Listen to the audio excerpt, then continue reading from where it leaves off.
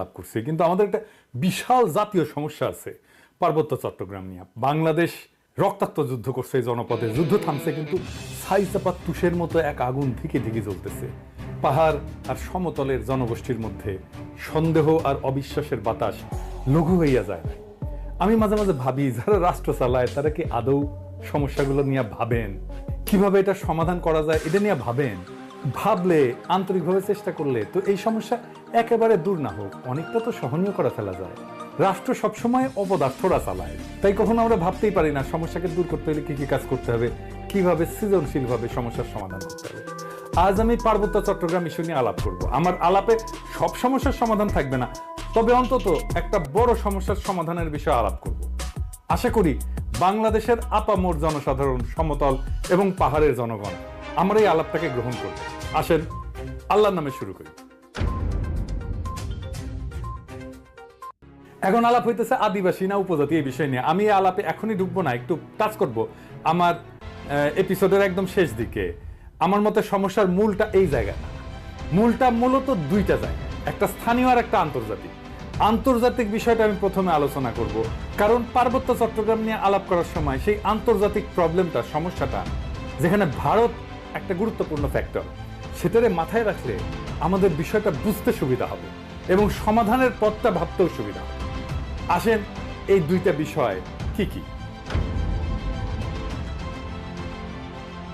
ভারত মনে করতো যে পার্বত্য চট্টগ্রামে নাগা এবং মিজো বিদ্রোহীরা লুকায় আছে এবং তাদেরকে পাকিস্তানের গোয়েন্দা সংস্থা আইএসআই সাহায্য করে।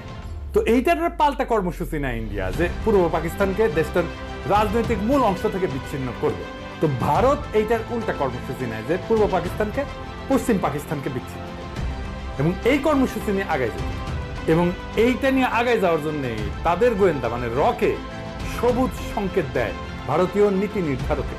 অনেক পরে ভারতের গোয়েন্দা সংস্থা র, তার কর্মকর্তা বি রমন এই সম্পর্কে বলছেন যে এই যে পূর্ব পাকিস্তান থেকে ভারতের উত্তর পূর্বাঞ্চলে আইএসআই চালানো কার্যক্রমের অবসান ঘটাইতে ইন্দিরা গান্ধী পূর্ব পাকিস্তানের বাংলাভাষীদেরকে পাকিস্তান থেকে বিচ্ছিন্ন হওয়া এবং বাংলাদেশ নামে একটা পৃথক রাষ্ট্র প্রতিষ্ঠার ব্যাপারে সহায়তা করতে হবে, এই সিদ্ধান্ত নেয়।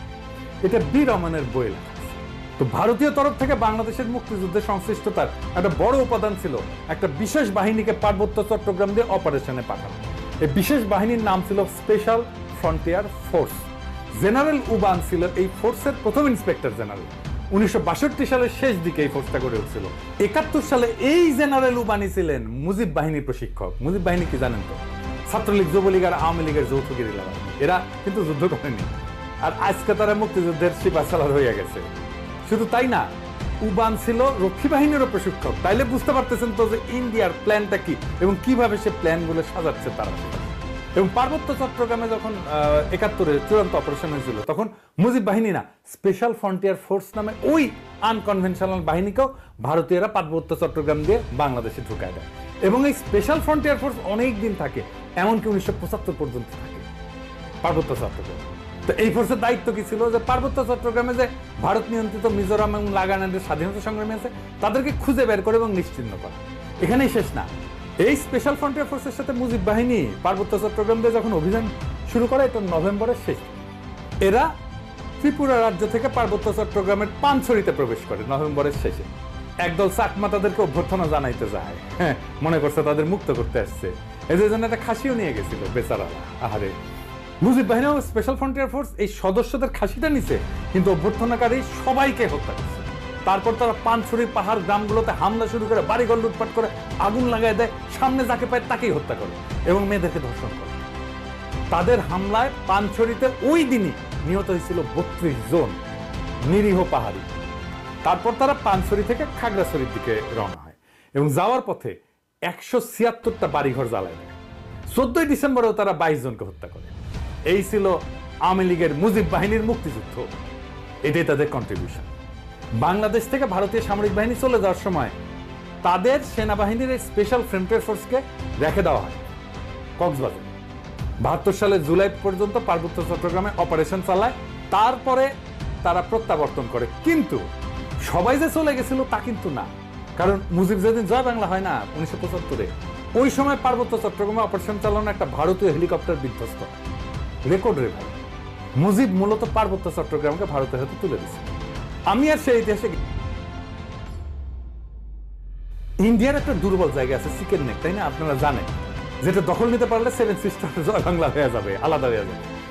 ইন্ডিয়া সেটা নিয়ে সবসময় একটা প্যারার মধ্যে থাকে। আমাদেরও একটা উইক জায়গা আছে, সেটা হচ্ছে ফেনী, যা আমাদের বাংলাদেশ মূল ভূখণ্ডের সাথে পার্বত্য চট্টগ্রামকে যুক্ত করছে। ওই জায়গা দিয়া পার্বত্য চট্টগ্রামকে যদি আলাদা করে দিতে পারে ইন্ডিয়া, তাইলে চিকেন নেক নিয়ে তার না ভাবলেও চলবে, মুফতে একটা সমুদ্র বন্দর পাওয়া যাবে।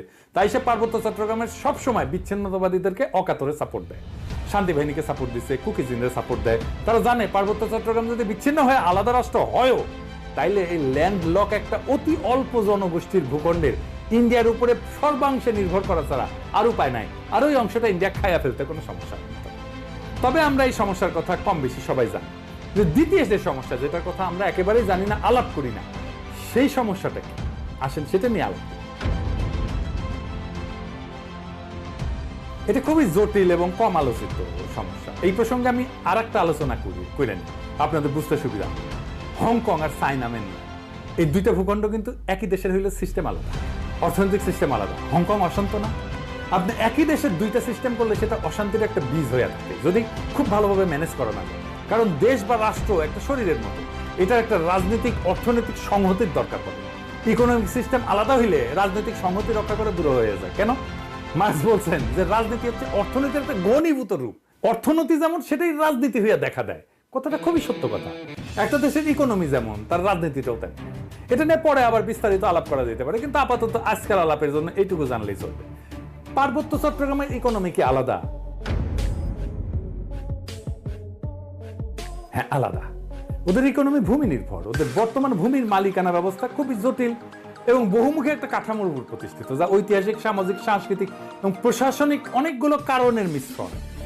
তিনটা স্তরে এদের ভূমি ব্যবস্থাপনা। এক নাম্বার, ঐতিহ্যবাহী ভূমি মালিকানা ব্যবস্থা। এটাই সবচেয়ে বড় ভূমি ব্যবস্থাপনা। আনুমানিক 50 থেকে 60% ভূমি এই ঐতিহ্যবাহী ব্যবস্থাপনার আওতায় পড়ে। কেমন সেটা? এইটা গোষ্ঠীভিত্তিক মালিকানা, কোনো ব্যক্তি মালিকানায় না। পার্বত্য অঞ্চলের প্রধান জনগোষ্ঠী যেমন চাকমা, মারমা, ত্রিপুরা এবং অন্যান্য গোষ্ঠীগুলা তাদের নিজস্ব ঐতিহ্যবাহী ভূমি ব্যবস্থাপনা পদ্ধতি অনুসরণ করে। এই ব্যবস্থায় জমির মালিকানা সাধারণত পরিবার বা গোষ্ঠীর মধ্যে থাকে। এটা একটা মৌখিক ঐতিহ্য, লেখাপড়া কিন্তু নাই, কোনো দলিল নাই। জমি ভোগ, দখল এবং ব্যবহার করার অধিকার আছে, কিন্তু সেটা আইনগতভাবে নথিভুক্ত না। জুম চাষ হয় না পাহাড়ে, এই জুম চাষের জন্য যে ভূমি, সেইটা কিন্তু এই ঐতিহ্যবাহী কৃষি পদ্ধতি এবং এই ভূমি মালিকানা। এখানে জমি ব্যক্তিগত মালিকানা না, বরং গোষ্ঠীগত মালিকানায় পরিচালিত হয়। 2 নাম্বার মালিকানা হচ্ছে সরকারি ভূমি মালিকানা। সরকার যেটাকে রিজার্ভ বন ঘোষণা করছে, এটা সরকারের মালিকানা। পার্বত্য চট্টগ্রামের একটা বড় অংশ আমরা জানি যে রিজার্ভ ফরেস্ট বা সংরক্ষিত বন হিসাবে ঘোষিত। এই ভূমি বন বিভাগ দিয়ে নিয়ন্ত্রিত এবং চাষাবাদ এবং বসতি স্থাপন এখানে নিষিদ্ধ। তবে আপনারা জানেন যে পার্বত্য চট্টগ্রামের অধিবাসীরা ঐতিহাসিকভাবে বনের মধ্যে চাষাবাদ করে এবং বসতি স্থাপন করে। তো সরকার যদি নিষিদ্ধ করে দেয়, তাহলে তাদের ঐতিহাসিকভাবে চাষাবাদের পদ্ধতি ছিল, সেটা নষ্ট হয়ে যায় না? এটা মাথার মধ্যে নাই এদের। কিন্তু এটা একেবারে বন্ধ হয়নি। এই সংরক্ষিত বন এলাকায় অনেক বসতি আছে জনগণের এবং ঐতিহ্যগতভাবে এই ভূমি তারা ব্যবহার করে। এইটাও একটা ভূমি বিরোধের অন্যতম কারণ। 3 নম্বর হচ্ছে সরকারি প্রকল্প। কাপ্তাই হ্রদ বাঁধ প্রকল্পের জন্য ব্যাপক ভূমি অধিগ্রহণ করা হয়েছিল, যা স্থানীয় জনগণের ভূমি হারানোর অন্যতম কারণ হয়ে দাঁড়িয়েছে। আমরা এই প্রসঙ্গে সমাধান পর্বে আলাপ করব। আনুমানিক 25 থেকে 30% ভূমি সংরক্ষিত বনাঞ্চলের অধীনে রয়েছে। আর আইনগতভাবে নথিভুক্ত মালিকানা, যেটা আমরা সমতলে দেখি আর কি, জমি রেজিস্ট্রি, দলিল, এটা দেখি না, এইটা পর্চা টর্চা এগুলো দেখি না, পাকা দলিল। কিছু কিছু এলাকায় ব্যক্তি বা গোষ্ঠী তাদের জমির দলিল নথিভুক্ত করে ফেলছে, তবে এটা খুবই সীমিত এবং এটা সবসময় সমস্যাযুক্ত। কারণ অনেক জমির মালিকানার বিষয়ে সরকারি রেকর্ড স্থানীয় ঐতিহ্যবাহী নিয়মের মধ্যে তো সংঘাত আছে, তাই না? এইটা ধরেন 10%-এর মতো। এই ভূমি ব্যবস্থাপনার মূল সমস্যাটা কি? সমস্যা হচ্ছে যে পার্বত্য জনগোষ্ঠী তাদের এই ঐতিহ্যগত নিয়মে জমি ভোগ দখল করলেও সরকারি আইনে তো স্বীকৃত নয়। তারপর ধরেন উন্নয়ন প্রকল্প, যেমন কাপ্তাই জল বিদ্যুৎ কেন্দ্র এবং সমতলে অনেক মানুষ আসছে পার্বত্য অঞ্চলে, ফলে স্থানীয় জনগণের জমি হারানোর ঘটনা ঘটছে। আবার আরেকটা জিনিস বললাম যে রিজার্ভ সংরক্ষিত বন এবং কৃষি জমি নিয়ে যে সংঘাত, ওইখানে তারা বসতি স্থাপন করে, ওখানে কৃষি কাজ করে।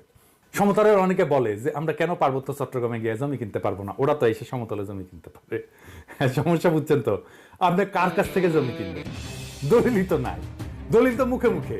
মালিকানা তো ব্যক্তির না রে ভাই, মালিকানা সামাজিক এবং প্রায় 60% জমির মালিকানা এরকম। তো এই বাস্তবতাটা তো বুঝতে হবে। দেখেন এই সমস্যার সমাধান কি? ওয়ান কান্ট্রি টু সিস্টেম ব্যবস্থা আমাদের চালাইতে হবে ততদিন পর্যন্ত যতদিন না ব্যাপক সংখ্যাগরিষ্ঠ পাহাড়িরা এই সিস্টেম বদলানোর জন্য দাবি না করে।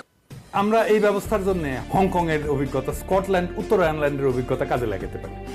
এইটা করে ঐতিহ্যবাহী ভূমি ব্যবস্থাকে আইনি স্বীকৃতি দিতে পারি এবং পুরো পার্বত্য চট্টগ্রামকে আমরা গ্রিন ইকোনমির আওতায় আনতে পারি। তাহলে আমাদের এই ওয়ান কান্ট্রি টু সিস্টেমটা ভালোভাবে বাস্তবায়ন করা যাবে।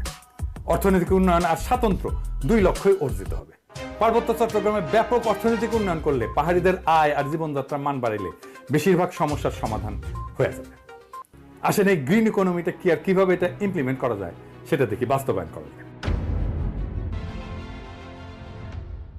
গ্রিন ইকোনমি হলে এমন একটা অর্থনৈতিক ব্যবস্থা যা পরিবেশকে রক্ষা করবে, টেকসই উন্নয়নকে প্রাধান্য দেবে এবং এইটাই প্রাকৃতিক সম্পদের সঠিক ব্যবস্থাপনা, পরিবেশ বান্ধব প্রযুক্তি ব্যবহার এবং সবুজ কর্মসংস্থান তৈরির মাধ্যমে অর্থনৈতিক উন্নয়ন এবং পরিবেশ রক্ষার মধ্যে একটা ভারসাম্য আনবে।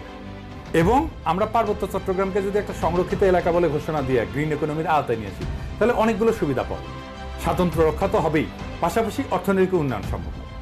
সুবিধাগুলো এক এক করে আলোচনা করি। যেমন ধরেন, প্রাকৃতিক সম্পদের সংরক্ষণ করা, সংরক্ষিত এলাকায় অরণ্য, বন্যপ্রাণী এবং জীববৈচিত্র্য রক্ষার জন্য সঠিক ব্যবস্থাপনা গড়ে তোলা সম্ভব এবং এর ফলে টেকসই একটা বন ব্যবস্থাপনা, যেটাকে সাস্টেনেবল বন ব্যবস্থাপনা বলা হয়, এবং পানি সংরক্ষণ, কার্বন নিঃসরণ হ্রাস করা এবং পরিবেশ বান্ধব কর্মসংস্থান তৈরি করা।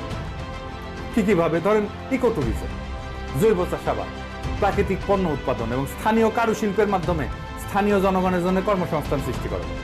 পরিবেশ বান্ধব উদ্যোগ নেওয়া যেতে পারে, যেমন সৌরশক্তি প্রকল্প, জৈব প্লাস্টিক উৎপাদন প্রকল্প, এইগুলো তৈরি করা যেতে পারে। এবং যেহেতু আমরা এখানে কার্বন নিঃসরণ কমাবো, তাই আন্তর্জাতিক সহযোগিতা পাওয়া যাবে প্রত্যেকটা প্রকল্পে। শুধু আন্তর্জাতিক সংস্থার সাহায্য, টাকা পয়সায় না, প্রযুক্তিগত সহায়তাও নেওয়া যাবে এবং পরিবেশ বান্ধব ট্যুরিজম গড়ে তোলা যায়। এখন যে ট্যুরিজম আসে এটা পরিবেশ বান্ধব না, এটা আয়ের একটা গুরুত্বপূর্ণ উৎস হতে পারে।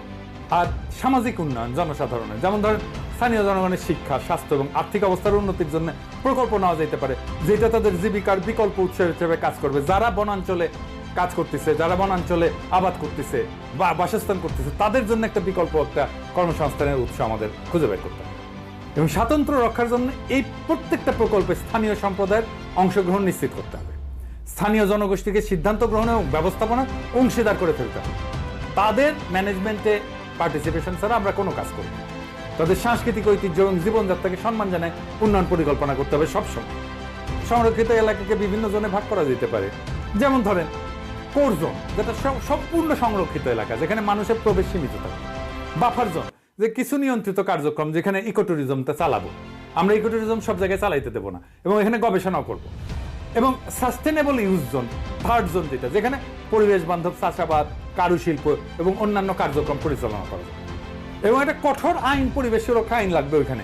সংরক্ষিত এলাকায় বৃক্ষ নিধন, শিকার এবং দূষণ কঠোরভাবে নিষিদ্ধ করতে হবে এবং আইন ভঙ্গ করলে দৃষ্টান্তমূলক শাস্তি ব্যবস্থা করতে হবে। এবং আমরা পুরো সিস্টেমটা ঠিক মতো চলতেছে কিনা এটার জন্য প্রযুক্তির ব্যবহার করবো, ড্রোন লাগাবো, স্যাটেলাইট ইমেজ ব্যবহার করবো, যে সংরক্ষিত এলাকায় সার্বক্ষণিক আমরা নজরদারি করবো যে কেউ আমাদের এই পরিবেশের ক্ষতি করতেছে কিনা। এবং এই অঞ্চলে আমাদের একটা গবেষণা এবং ডকুমেন্টেশনের একটা শক্তিশালী সিস্টেম রাখতে হবে, যে সংরক্ষিত এলাকায় জীববৈচিত্র্য, সম্পদ এবং পরিবেশগত অবস্থা নিয়মিত এটা ঠিক থাকতেছে কিনা, এটা নিয়মিত গবেষণার মাধ্যমে পর্যবেক্ষণ করা। আর আসেন কাপ্তাই লেক। এই যে কাপ্তাই লেকটা করা হয়েছে, জানেন এখানে কত মেগাওয়াট বিদ্যুৎ হয়? 230 মেগাওয়াট মাত্র। এটা গোটা বাংলাদেশের চাহিদার মাত্র 5%। এই যে 5% বিদ্যুৎ, তার জন্য কত বড় সমস্যা আমরা তৈরি করছি।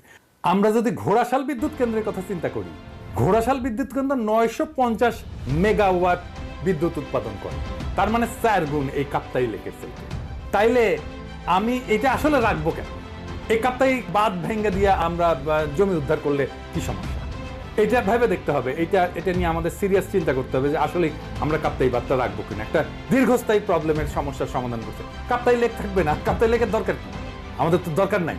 দৃষ্টিনন্দন কাপ্তাই লেকের তো দরকার নেই। আমার যদি জমি উদ্ধার হয় ওইখানে, এই 230 মেগাওয়াট বিদ্যুতের দাম কত? আর আমরা যদি এই জমিটাকে ব্যবহার করতে পারি, কাপ্তাই লেকের নিচে ডুবে যাওয়া জমিটা যদি উদ্ধার করতে পারি, তাহলে এই জমিতে আমরা কি পরিমাণে অর্থনৈতিক ব্যবস্থাপনা করতে পারবো, অর্থনৈতিক সুবিধা পাবো, অর্থনৈতিক লাভ করতে পারবো। এটা একটা স্টাডি হইতে পারে, আমি একটু ধারণাটা দিলাম। যদি মনে করে যে স্টাডি করে যদি দেখা যায় যে ওইখানে অর্থনৈতিক সুবিধা যেটা সেটা অনেক অনেক বেশি এই কাপ্তাইয়ের 230 মেগাওয়াটের বিদ্যুতের সেটা, তাহলে কাপ্তাই বাদ আমাদের রেখেলাম, এটা ভেঙে দেওয়া যেত। আমার মনে হয় যে কাপ্তাই বাদ যদি ভেঙে দেওয়া যায় তাহলে আমাদের বেটার ইকোনমিক বেনিফিট আমাদের আসবে। এবার আসেন আদিবাসী ধারণা নিয়ে আমার চিন্তাটা বলি, কেন এইটা অদরকারি আলাপ, কেনই বা সমতলের মানুষ এই চিন্তাটা পছন্দ করে। সমতলের মানুষ আদিবাসী ধারণা নিয়ে কি মত পোষণ করে সেটা বলার আগে বোমাং রাজা কি ধারণা পোষণ করে সেটা শুনি আসেন, শোনেন ওনার কথা। আমার নাম অংশেন্দ্র চৌধুরী। আপনারা বলেন আমরা অ্যাকচুয়ালি ট্রাইবাল, আমরা আদিবাসী নয়, আমরা ছিলাম পার্বতী কারকারের সম্রাট উনি বলুন রাজাকে 1614 সালে সরকার গভর্নর অফ চিটাগং, একদম রাজার গভর্নর ছিল। Fifth man entered into Tidal District বর্তমানে বোমাঙ্গের কমলাপুর 1727 সালে। 283 বছর আগে আমরা এখানে যুক্তি। এই যে ইন্ডিজেনাস বা আদিবাসী শব্দটার অর্থ হইল এমন জনগোষ্ঠী বা সম্প্রদায় যারা কোনো নির্দিষ্ট ভৌগোলিক এলাকায় ঐতিহাসিকভাবে বসবাস করে আসতেছে, যারা সেই এলাকার আদি অধিবাসী এবং যাদের ঐতিহ্য সাধারণত ঔপনিবেশিক বা আধুনিক জনগোষ্ঠীর আগমনের পূর্বে গড়ে উঠছে। সহজ বাংলায় বললে ওই অঞ্চলের আদিবাসিন্দা। রেড ইন্ডিয়ানরা যেমন আমেরিকার আদিবাসিন্দা, আপনারা তো সেটা না পাহাড়ি ভাই। তারপরে যখন এই শব্দ ব্যবহার করার জন্য চাপাচাপি করেন তখন বাকি দেশের মানুষ এটাকে সন্দেহের চোখে দেখে, দেখবেই এটাও বুঝতে হবে।